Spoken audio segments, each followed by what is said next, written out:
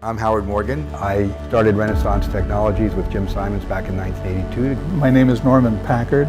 I'm trained as a theoretical physicist. I was a co-founder in a company called Prediction Company.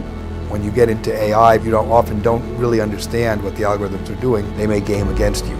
They may see you coming. They're dealing with the numerical indicators without knowing what they mean. And that in itself was another breakthrough.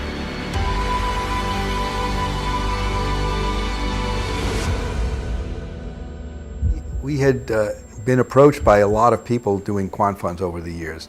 What impressed me about the way Richard was thinking about it was this notion of the meta model. He was really thinking about how to harness the people out there in the world who don't use this as a day job, but people who are really good at big data handling, at artificial intelligence, at statistics, and don't have the resources to start a hedge fund. Richard has figured out, and was the first one who I've seen, who really figured out how to harness all of that. I realized that he had, for the first time ever, created a mechanism to capture the intelligence of the crowd that's on the internet, where anyone can participate, and actually apply that intelligence to the stock market. And it's the first time anyone's ever been able to do it like he did it. In the past decade or so, one of the discoveries in machine learning is the power of combining lots of different models. If you have a bunch of models, you can actually do sort of like a layer of machine learning on top of that where you combine them in a really smart way, right? So if like a guy over here sort of learns something that's useful and a guy over here learns something different that's also useful, like Richard can then go combine them and make it more useful than like either of the two parts. For example, we may find one model is actually terrific at predicting the utility stocks, but terrible at predicting what's going to happen with the other stocks. And someone else may have the bank stocks just right, but terrible on the tech stocks. And a third person might have the tech stocks just right. So we can create a meta model that incorporates the working parts of each of those submodels. The idea of crowdsourcing modeling existed before NumRI did, and the idea of using models to predict financial markets also existed before NumRI did. But the idea of putting them together didn't really exist.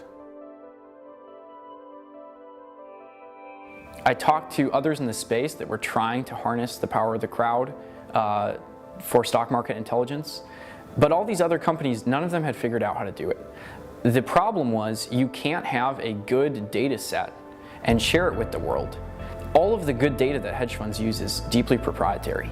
Normally encryption kind of messes up data to such an extent that you lose all predictive structure after you encrypt something. But NumRI has a very special form of encryption that enables it to actually pass data to the crowd, and that's the big innovation of NumRI. People's biases, which sometimes humans put their biases in about particular stocks or particular sectors of industry, this way they're dealing with a pure set of numbers, numerical indicators, even though some of them may be news, they may be other things than price volume, but they're dealing with the numerical indicators without knowing what they mean.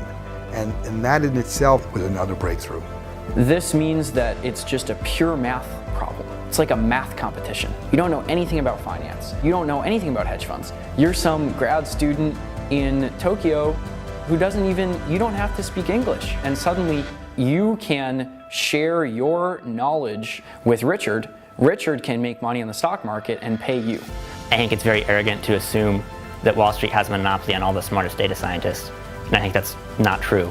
It allows tons of people from around the world to submit predictions to the fund, and they get paid for doing so. It basically creates the capital structure and the execution structure. It democratizes that access to everyone. In theory, that's an unbeatable hedge fund because the number of people that are involved in the hedge fund is just far greater than any other hedge fund out there. So you would expect mathematically that it would do the best out of all of them. I was really intrigued by the use of combining machine learning and crowdsourcing. We have a powerful combination to tap into brilliant minds and algorithms around the world. There's no question that NumRI represents for me the convergence, and really an unexpected convergence, of exponentially growing technologies. The market is very efficient, and your prior, when you start a hedge fund, is that it's going to be very difficult. The way to think about efficiency is not really that like it's efficient or not. It's like, what is it efficient with respect to? And if you look at these data sets over many years, over 100 years, you can see, oh, okay, the market was pretty efficient back then, but actually they were missing something. So now the question is, what's the market not efficient with respect to? And we think that the answer is that it's something to do with AI. And so we're making something that can collect AI. The best hedge funds in the world have 200 or 300 employees. So how well could a hedge fund with 100,000 data scientists do? And that's what we're going to find out.